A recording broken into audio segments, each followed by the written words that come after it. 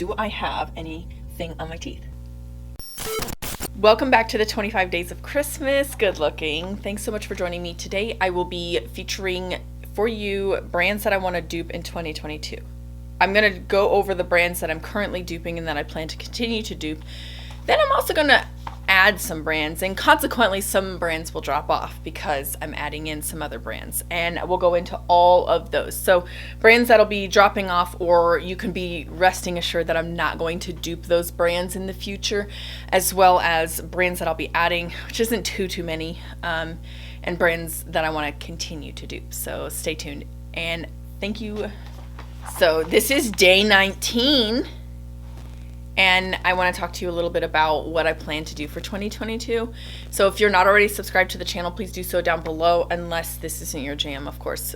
Single eyeshadows, makeup brushes that aren't Morphe, and sunscreen. With the side of palettes, I do not want you guys to think I'm exclusively just an single eyeshadow lover. I do appreciate a good palette every once in a while, but I do try to focus and balance and put a lot of stress on duping the vibes of palettes and really making sure that I love that color story before I go and potentially purchase from that brand. Do I have anything on my teeth? I know that duping the vibes of Natasha Denona palettes not only fares well for my channel, but it also helps my community out. So I'm going to continue to dupe the vibes of Natasha Denona palettes with a price point like at $125 for her large pans. There's really, a huge opportunity cost and a huge savings when we can start digging into our single shadows and start pulling out those, Peach Smoothie from Makeup Geek and Sydney Grace's Concrete Road or Concrete Jungle from Makeup Geek, Peyton's Puppy, all those seemingly utilitarian shades that we can use over and over and over again. Fairy Tale, French Hens, those are some really peachy, beautiful pinks that I've been using this year. We use those shades and we use them over and over again, and those are shades that will appear. Oh, I should have done a video on shadows that have seemed to reappear in duping the Vibe palettes. That's another video. That'll definitely get wrote down. So I'm going to continue with Natasha Denona. I also want to continue with Huda Beauty. I really like her color stories for the most part. Some of them seem really mundane and really boring. Like her toffee obsessions, her chocolate obsessions, a lot of her 9-pan palettes are incredibly resourceful for me to find shades that kind of dupe those vibes, because Huda's formula has been found to be fairly inconsistent as far as her 9 pans, and I think we kind of narrowed it down to, well, they're produced in China, so they're mass produced. There's probably a lot of inconsistencies in the quality. Sorry, I've got something, it's my hair actually, it's just kind of like does its own thing, right? But it won't anymore. So I still want to continue doing that, and I'm probably going to annually dupe the vibes of her 18-pan palette. I know I'm still very intrigued by the Rose Quartz palette, and I'd love to own that palette, but as of right now, I'm satisfied with this right here. And even seeing the price drop to $46 instead of $67, so I could have had a 30% savings, it just wasn't enough for me to say, yeah, I'm going to pull the trigger and I'm going to purchase the palette. I do plan to continue to dupe the vibes of the Artist Couture palettes. I'm very inspired by them. They aren't anything revolutionary that I can see. They don't, Artist Couture doesn't seem to have like amazing formulations or anything like that. They just have good, solid, beautiful color stories that I can get behind and use their palettes. And the Bronze Seduction one is the one that I'm thinking of. That really, it stayed with me for a while. I used that palette surprisingly for a while, and same way with the Ethereal Bloom. Even though I don't use a lot of those shadows in Ethereal Bloom on their own, I use the palette altogether. So I really kind of like being, taken out of my little window, out of my little house and my little box, and pushed to use some shades that I don't normally want to use. So I will definitely continue with the Artist Couture. Viseart is another brand that I plan to continue to dupe. I did the Entendu Bijou palette here a while back, and I'll go ahead and link that in the eye for you. It was wonderful. It was a brand exclusive. I used only Makeup Geek shadows, and I feel like Makeup Geek and Viseart are very close in formulation just from what I've seen of Viseart. I only have their mattes. I have a couple of their matte palettes, but very, very similar formulation, or how they perform, I would say, is, I don't know, the formula, it doesn't seem very simple, but they do seem very, very similar when performing on the eyes. So I definitely want to continue to dupe those vibes, and they have a lot of really just, again, really good, strong color stories that I can stand behind. I think a lot of appeal comes from those miniature palettes that are just kind of fold nicely, but a lot of us are going to end up with a whole entire drawer of them that aren't getting used because one reason or another. So I want to dupe those vibes for us and our community. I'm also going to dupe NARS palettes. I'm going to keep duping them because A, their formula, in my opinion, is not that good. B, they do have decent color stories that we can get behind, but nothing about their color story stands out to me, and nothing that I have seen in my community has made the color story stand out either. I don't see swatches of them, and they have these wonderful, you know, textures and shadows until recently when they launched their Bijou palette, I think, and I duped the vibes of that palette. It was wonderful. I got a chance to use a Davina shadow, and I'll probably in the future pop a couple of my Natasha Denona pans out and use those topper shades as duping the vibes. So I think we've already seen this, and so we're just going to continue on with that. And so I want to dupe those. I like those. As well as NARS, MAC is another brand that I want to dupe the vibes of and continue to dupe the vibes of. They seem to have hit or miss color stories, but also hit or miss formulations, and I want to make sure that I provide for my community, which is you. If you haven't already, subscribe down below, then you'll be a part of my community. I want to make sure that I'm providing my community with safe alternatives. That's what I like to say. You know, a purple that you know is tried and true and it's going to work. That's Makeup Geek. Or, you know, a duo or a trio chrome or a multi-chrome that you know is going to stay on your eyelids. That's Davina. Luxie Beauty is a little bit up in the air right now because I think they're changing their formulation. So that may eventually go by the wayside. But, you know, I really want to stay with MAC. Because for the majority of the year they will play in their comfort zone, and then they always launch a couple palettes that are like colorful, and I like that. I like that about that brand.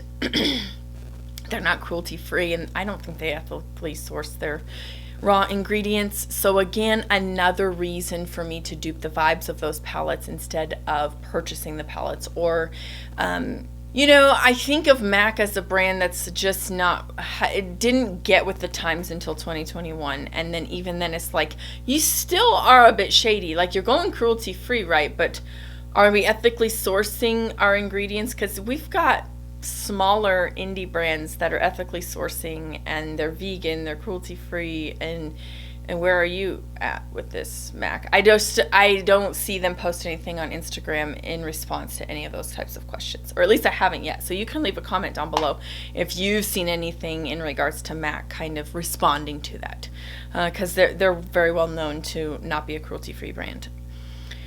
So these are going to be brands that I want to add to the collection, and I'm very excited to add REM, Ariana Grande's brand. I want to dupe the vibes of a couple of her palettes. I don't particularly find the packaging very appealing. It should be appealing because it's very simple, it's very minimalist, but it's yet very futuristic looking. So I would have assumed I was going to be extremely drawn to this brand, but I really wasn't. I'm actually more drawn to the products inside of those packaging. So therefore, I really don't want to spend money on owning those palettes when I really am pretty sure with 95% confidence level I own those shadows already. There's also, what were the 5-pan palettes that she released 5 of them, and it's kind of like Ariana Grande. It's another celebrity brand. I see the palettes in my mind, but I just truly did like them, and I think a lot of people liked them. They weren't very expensive to start with, so that might have been why I didn't dupe them. But I plan on duping that brand as well. This will probably have to get edited out because I can't remember the brand's name, and I don't even know Oh, Rare Beauty. Rare Beauty. That's the brand. Very nice. Very, it looks luxurious with a high-end price tag. And I do find myself very drawn to the color stories. And I think I want to dupe the vibes of those palettes as well if she comes out with some more. So I forget who owns Rare Beauty. Comment down below. It's not Ariana Grande, but for some reason I thought it was. So in addition to REM and Rare Beauty, I also want to dupe the vibes of Fenty. Fenty's formula has been hit or miss over the past few years in the beauty community, and the color stories are nice. Again, nothing revolutionary, but I think that it might pay off to dupe the vibes of those palettes instead of owning those palettes, and therefore, you know, passing those savings off onto my community might be helpful. So I see some value in that. Let me know if you think so. If Glossier continues with their monochromatic line and they put out some more palettes, or like let's say if they put out a 6 p.m. palette, I'm probably going to dupe those because Glossier put out those trios, those monochromatic trios, and they were at $28, so it was kind of expensive. So I think even if we bought the singles and you didn't own the singles previously, it might pay off to own the singles over the formula. And I think the general consensus was that Glossier's formula wasn't horrible, but it wasn't outstanding, and it wasn't anything that people were really truly inspired by. So definitely if Glossier comes out with something, you know, kind of like a bigger 6 pan or a 12 pan, I could see them doing a 9 pan. I can also see them doing a 6 pan. I might choose to dupe the vibes of that. They are kind of like that minimalist no makeup brand, which I like it on a daily basis. I like it. I put a little bit more on for you guys when I sit in front here and do my videos, but on a day-to-day basis, I'm usually a little bit more minimalistic. So I'm kind of like into the cloud paints and, you know, softer brow and all that kind of stuff. So definitely Glossier is on my radar. I know I talked about Viseart, and then I am predicting Gucci to launch a palette insert for the floral the floral palette that they have a little, you know, clasp for, and I want to dupe the vibes of that because if I did it once, I have to be responsible and continue to dupe the vibes of that because I just feel like if they didn't get you on round 1, they might get you on round 2, and I don't want anybody to feel like they have to purchase a $150 little claspy pouch, you know, with the idea that, oh, I can change the color story to my liking and then everything is good to go, and so therefore it's worth owning a $150 palette. I just don't think that that's really where we want to be. So now I want to go into people or brands that will be dropping off, or brands that you don't have to worry about me duping at all ever. And I think the first one that kind of goes without saying, I did kind of a journal entry. I had a Jafar, what are we calling him, Jafar Safari palette or whatever. It was the blood sugar palette, so you know who I'm talking about. I had that palette. I owned it for like, I think 3 years maybe before I decided to get rid of it, and I just went ahead and filmed me finding duplicate shadows for it in my collection. So if I ever wanted to put that color story back together and create a look or follow along, or for whatever insane reason I just wanted the shades that looked similar to that palette, I went ahead and made a journal entry for that, and that video's on my channel, so you can go look for it. It's you know, I duped the blood sugar palette before I sent it on its way to a friend. But I will never dupe any of his palettes. I think his makeup just, no, we don't do that on this channel. I just gotta put my foot down somewhere, and this is where it is. So you don't have to worry about it. I'll never dupe the vibes of that. And also, I think somebody did ask me to do the Blood Money palette. I'm just not going to do it. My good friend here on YouTube, Alice's Beauty Madness, she has duped the Blood Money palette, and I think she's duped also the purple one. I don't remember what it's called, but I think she duped the vibes of that palette. She did an excellent job without marketing that it's from this brand. She just kind of duped like the vibes of a green palette, and she did a really good job. So I would encourage you to go check out Alice's Beauty Madness channel. She does an excellent job with duping as well, and I really enjoy her channel. I pretty much don't miss an episode of her channel because I love it so much. I think I'm going to drop off the Colourpop duping because it makes no sense, first of all. Second off, when I duped the It's a Mood palette, I expanded. And then I remember the 3 looks that I created from the palette were just so hideous. I just did not like them at all. And I think it's because like a lot of the pans look very similar, but then when you put them on the eyes, they muddy because the undertones are, you know, one's warm, one's cool, or one's neutral, one's cool. They just, like, it didn't work out for me. And also, it doesn't make sense to dupe those types of brands because they're already affordable. It's like trying to dupe a Revlon, you know, quad. It's only like $12. You're really not going to find shadows that you can pay tax and shipping, you know, for cheaper. You're just not, you know what I'm saying? And then on top of that, you got to have a magnetic palette to house those shadows in. So it's just not very viable at that point. So Colourpop's going to drop off. And then I think also with that, I think we're kind of at an area where I don't see Melt Cosmetics being a brand that I look to dupe anymore I fell in love and I found the need to dupe the Morte palette, but I don't really care for the Gemini. I don't care for the 420 palette. Even though they're grungy greens and I really like those types of shadows, I just don't feel like duping the vibes of those palettes. There's just always something about those palettes that leaves so much to be desired that it's like, no, I'm not going to. It's like they're just too saturated for my taste. And so therefore, I'm probably not going to dupe the vibes of any of the Melt palette or Melt Cosmetics palettes. They just don't draw me in. So those are going to be dropping off.